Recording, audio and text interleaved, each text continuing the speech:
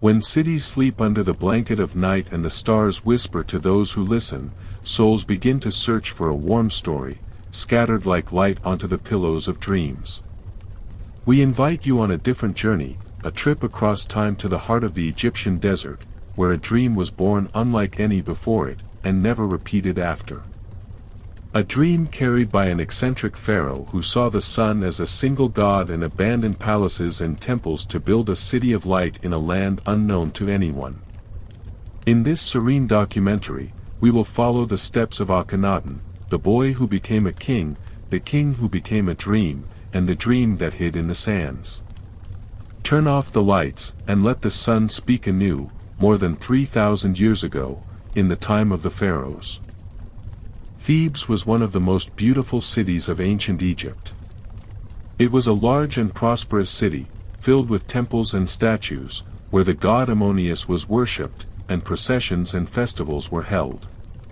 In this city, a young prince named Amenhotep was born, son of King Amenhotep III, one of the most powerful kings of Egypt at the time, and Queen Tai, who was intelligent and influential, and was said to be close to her husband's heart and shared his counsel. From his early years, Amenhotep IV was different from the other princes. He wasn't particularly interested in lion hunting or leading soldiers, as his royal predecessors had done. Instead, he tended towards silence and loved to contemplate the sky, especially at sunset. He would sit on the palace balcony, watching the light fade behind the mountains, as if trying to understand the secret of this light that warms the earth and grants growth to everything. The prince grew up and was educated in the palace schools. He read the ancient religious texts and learned about the many gods worshipped by the Egyptians. There were Ammonius, Ra, Horus, and many others. But something in his heart was not settled by this multitude. He felt there was only one thing that connected everything, one that illuminates, refreshes, and revives, something like the sun. At night, the palace was bustling with celebrations, and the sound of drums filled the halls, but Amenhotep rarely participated. He preferred to sit alone, drawing the sun disk with its long rays, as if searching for an answer no one could give him. Even his mother, the queen, noticed that her son held thoughts within him that were unlike what people had learned. She did not oppose him, but she did not know where this thinking would lead him. One day, while still a prince, he stood before the great temple of Ammonius. The columns were massive, and the statues rose as if they wanted to touch the sky. Despite this grandeur, he felt no awe. He felt there was a void. It was as if the true God was not here, but there, in the sky, behind the clouds, in the light that visits the earth every morning. This feeling was the beginning. He was not yet king, nor had he said anything to anyone, but inside him, the dream had begun to form, a dream of a single God who is seen but not touched, who radiates but is not sculpted. Thus, in the heart of Thebes, and in the shadow of the ancient temples, the dream was born. He had not yet declared it, nor spoken of it publicly, but it was growing silently, like a seed growing in the depths of the earth, waiting for the moment of light. In the next chapter, we will see how that prince became a king and how this dream began to emerge step by step amidst a world that resisted change. Around 1350 BCE, King Amenhotep III died after many long years of rule, and with his passing, his son ascended the throne. Prince Amenhotep IV was still a young man, and people did not know much about him. He sat on the throne amidst grand rituals and music rising from the temples, with the priests blessing him in the name of Ammonius, the greatest god. In the early days of his reign, everything seemed normal. He attended processions, participated in rituals, and issued his commands just as the kings before him had done. But behind those appearances, his mind was working differently. He saw the world with a different eye than those around him.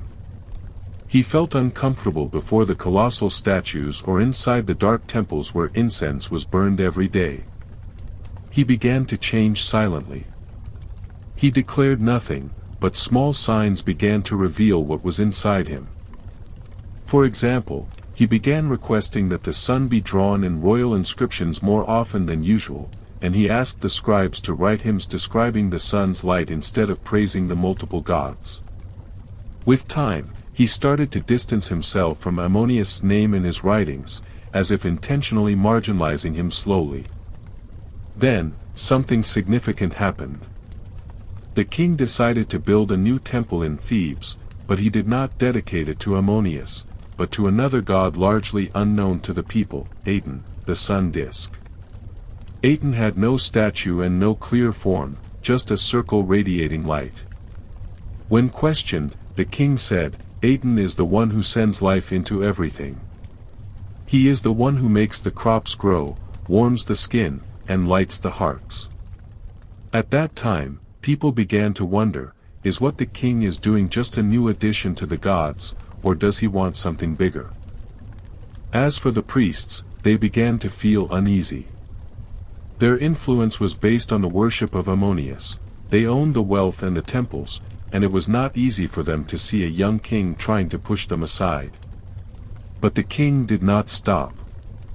He began to reduce the appearance of priests in public events, and he himself began to lead prayers and offer sacrifices to Aten. Everywhere he appeared, he requested that the sun be drawn above his head, sending its rays towards him, as if he received power directly from it. The people were divided. Some did not fully understand what was happening, while others liked the idea of a simple, single god that did not require complex rituals. They saw the sun every day and felt it gave them life, so why shouldn't it be the god? In the palace, the king became more withdrawn. He would sit for long hours on the balcony, watching the light creep into the corners and drawing the sun's circles on the walls with his eyes. He was not an ordinary king, but seemed closer to a poet or a philosopher. As days passed, he no longer hid his thoughts. He stated it clearly in one of his texts, "There is no God but Aten, and no life but from his light." These words were like an earthquake in the hearts of the priests, but they were also the beginning of a new era, an era that started in Thebes but did not remain there. In the next chapter, we will see how the king expressed this great change and how he chose a new name for his life, a name that carried the whole dream within its letters. A few years after his ascension to the throne, specifically in the 4th year of his reign, around 1346 BCE, the young king announced a decision that changed the course of his life and the life of the entire country.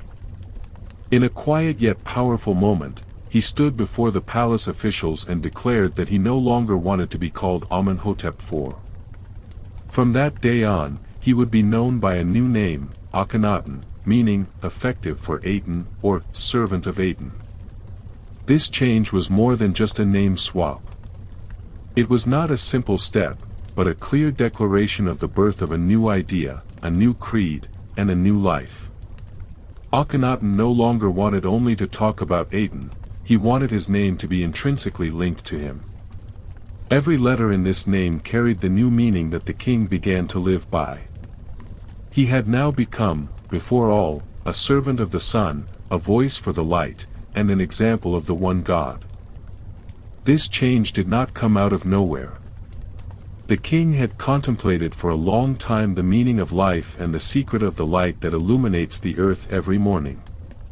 He felt that the multiplicity of gods confused and divided people, making them run after rituals they did not understand. But Aten was simple and clear. He needed no statue, nor many priests. It was enough to see the sun and realize that life came from it. But this dream was not easy. The priests felt threatened because the authority of Aten meant the end of their authority.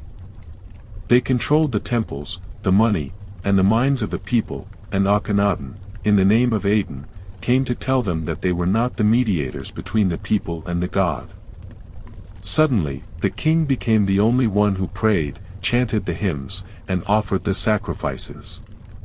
Akhenaten started writing the hymns himself. They were not complex words, but simple songs glorifying the sun. In one of them, he said, "O living Aten, when you rise, you fill the world with light, and all creatures wake up with you, rejoicing, eating, and living."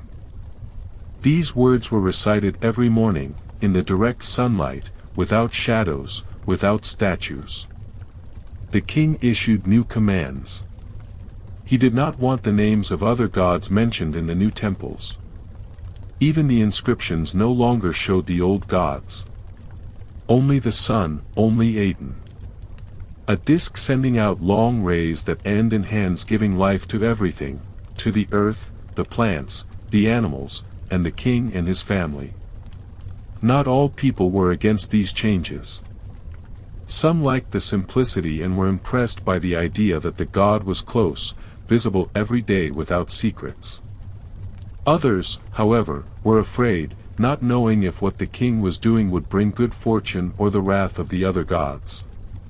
But Akhenaten did not stop. He believed in his dream and was confident that light was stronger than fear, and that truth did not need high temples but a heart that believes. During that period, he began to think of something new, a whole new city that did not carry the remnants of the past or the temples of the old gods. A city born from the sunlight and built from the dream. In the next chapter, we will walk with him towards that city, a city established solely for the light, away from every shadow. Around the 5th year of his reign, approximately 1345 BCE, Akhenaten made a decision no king before him had dared to make. The decision was not to build a temple or change a law, but to build an entirely new city, a city unlike any before it, a city that worshipped nothing but the light. He believed that Thebes, the old capital, was filled with the shadows of the past. Every wall there bore the name of Ammonius, and every temple followed the priests who opposed him. He no longer felt that this city belonged to his dream. He wanted a pure place where the sun would shine upon a land not defiled by the worship of many gods, a place born of light. Akhenaten chose a plot of land between the Nile and the mountains, uninhabited by anyone. No temples there, no tombs, and no old symbols, just quiet land, far from the clamor of Thebes, overlooking the horizon and welcoming the sun the moment it rises. He named this new city Akhetaten, meaning horizon of Aten, as if it were a city built on the edge of the sky, between the earth and the light. Construction began quickly. The city was not as luxurious as Thebes, but it was different. The streets were straight, the houses simple, and the walls were painted with the sun disk sending its rays to the people. It had no statues of multiple gods, but only images of the sun filled the walls, and the windows were wide, letting the rays of Aten pour in every morning. A great temple was built in the heart of the city, not dark inside like the other temples, but open to the sky. In this temple, Akhenaten prayed himself, raising his hands in the air and chanting simple words about life, warmth, and light. People followed him, some out of faith, others out of loyalty. Among them were engineers, artisans, scribes, and families who moved to live in the new city. They felt something different. The city was throbbing with serenity, as if it were a place for forgetting and contemplation. Even the children there drew the sun instead of the statues of kings, and the songs in the streets glorified Aten, not Ammonius. Everything in Akhetaten revolved around the moment of sunrise and that golden disk that shone on the walls and revived the hearts. Akhenaten did not live in a palace far from the people. His palace was simple, with many windows overlooking the sun from all directions. He would sometimes go out and sit among the people or ride his chariot and tour the city, contemplating the fields planted by the farmers and hearing the voices of children playing under the open sky. But despite all this light, there were clouds on the horizon. The priests had not forgotten and had not stopped monitoring what was happening. They were there in Thebes, preparing their plans and watching from afar how the sun was building a city for itself, a city they might not allow to remain. In the next chapter, we will see how everything changed, even art, even the images of kings, when light entered the hearts before the walls. In the city of Akhetaten, not only religion changed, but the form of art changed as well. Akhenaten believed that art should show truth, not just power. Therefore, the drawings in his era began to show things never drawn before. The king no longer appeared holding a sword or striking enemies, but was drawn sitting with his family, laughing or kissing his children under the sunlight. In one image, Akhenaten is shown holding the hand of his young daughter while the sun sends its rays above them. In another image, we see him with his wife, Nefertiti, eating together, laughing and looking like any couple. This was not typical of Egyptian art, but it became common in the City of Light. Even the appearance of people in the drawings changed. Faces were no longer similar, nor bodies perfect. Artists began to show signs of age and fatigue, and even a smile. Everyone in the picture looked alive, as if you knew them before. Art in Akhenaten's era was not just for temples, but for daily life. The changes did not stop there. The clothes in the pictures became light and simple, showing the movement of the body as if it were dancing with the light. The sun was present everywhere, not just as a background, but as a source of life. It was drawn in the sky, sending its rays to everyone, the king, the children, and even the animals. This change did not please the priests in Thebes, who were accustomed to art that showed kings as gods who did not smile. With every painting, the dream grew, a dream of life being simple, warm, and full of light. In the next chapter, we will get closer to Nefertiti, the queen who stood beside Akhenaten and was part of every moment, every picture, and every sunrise. In the city of Akhetaten, Akhenaten was not the only one carrying the dream. Beside him was a strong, beautiful, and silent woman, yet present in every detail. She was Queen Nefertiti, whose name had come to mean, "the beautiful one has come." She was not just an ordinary wife to a pharaoh, but his partner in rule, religion, and life. From the beginning of the dream, Nefertiti stood by Akhenaten without hesitation. She shared his prayers, accompanied him to festivals, and appeared with him in the inscriptions, offering sacrifices to Aten. In those drawings, she did not stand behind him like a shadow, but beside him, as a clear equal in status. She raised her hands to the light, looking at the sun just as he did, as if she believed in it with the same strength. In the royal court, Nefertiti moved with confidence. She wore her own crowns bearing the symbol of Aten and appeared in images as a queen who ruled, not only through her husband's presence but through her own personality and strength. In one inscription, she is shown striking an enemy with her hand, a scene never before seen for a woman in Egyptian art. This was a clear declaration that this queen was not only beautiful but also capable.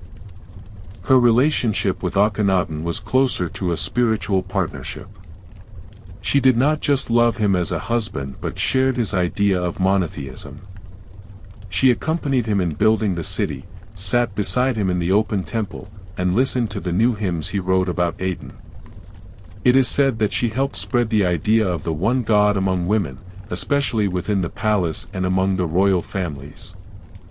Nefertiti had several daughters with Akhenaten and is shown in inscriptions holding and playing with them. She did not hide her motherhood but made it part of daily life in the city. She loved to appear with her daughters under the sunlight, as if saying that this dream did not only belong to adults but to the next generation too. While the priests were plotting in Thebes, Nefertiti was helping to solidify the dream in Akhetaten.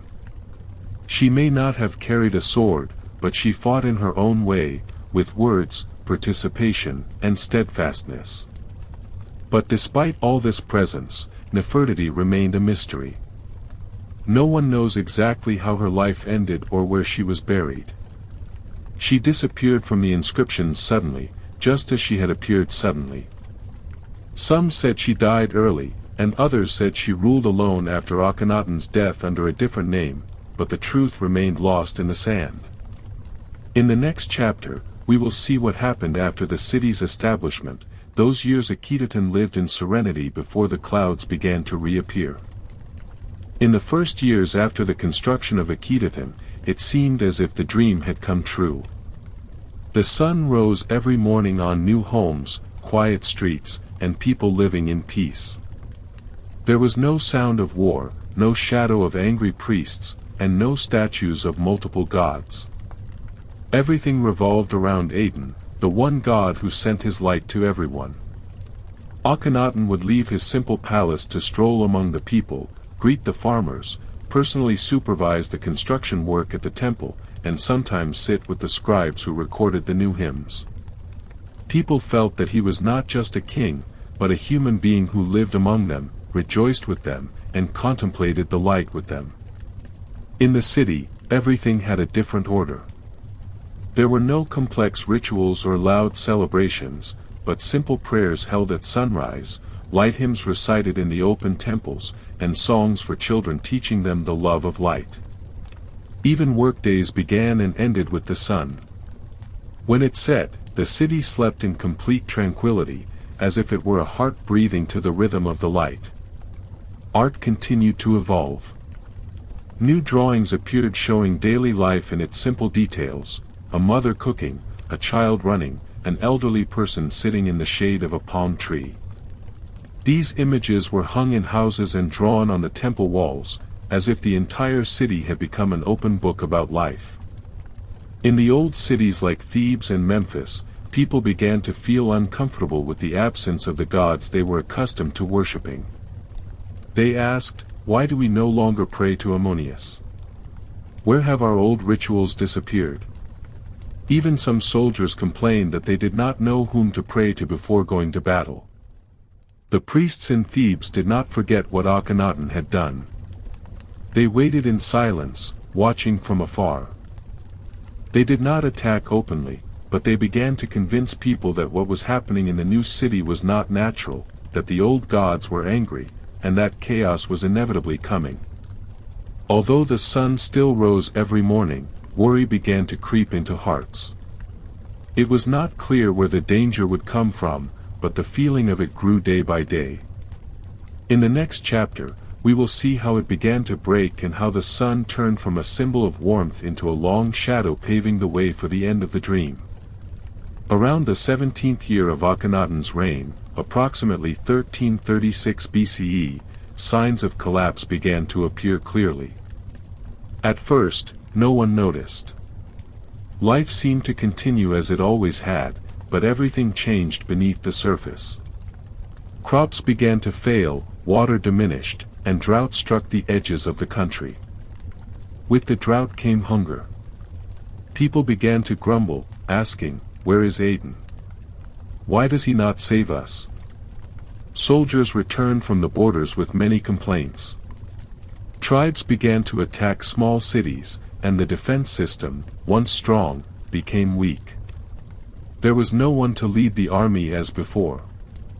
Some commanders withdrew, and others lost their loyalty entirely. Inside the city, Akhenaten's activity decreased. He no longer appeared often in the squares or the temple. Some said he was sick, and others said he was tired of the resistance. Months passed, and the dream that filled the city began to recede. With this weakness, the names of the old gods began to return. In distant villages, people started praying to Ammonius and burning incense in secret. In Thebes, the priests began to move again. They were no longer afraid as before, they knew the decisive moment was near. Then came the moment no one expected. One night, news spread, King Akhenaten had died. No one knew exactly how or when. He disappeared suddenly, just as he had appeared suddenly. No public funeral, no official texts recounting the end, just heavy silence and bewildered faces. After Akhenaten's death, everything collapsed quickly. There was no one to carry the dream in his place, nor anyone to defend the city. Akhetaten turned from a capital full of light into a desolate place. People began to leave one after another. Houses were left as they were, temples were emptied of hymns, and the drawings on the walls began to fade under the sun, which was once the symbol of everything. In the next chapter, we will see how the enemies of the dream tried to erase it from history and how his memory turned into a lost enigma in the sand. After Akhenaten's death, things did not proceed peacefully. Instead, a completely different phase began, a phase that had no desire for understanding or remembrance, but for erasure and oblivion. The first to move were the priests of Amun in Thebes. They had been silent for years, watching from afar, waiting for the dream to fall on its own. Now that its owner was dead, they found the time ripe to reclaim what they had lost. They did not declare war or carry swords, they carried their other tools, the tools of erasure. With a simple command, Akhenaten's name was removed from the walls of the old temples, the palaces, and every inscription where his name was written. They would chisel over it until it was erased. Even the word Aten, which was written inside the sun disk, they tried to obliterate.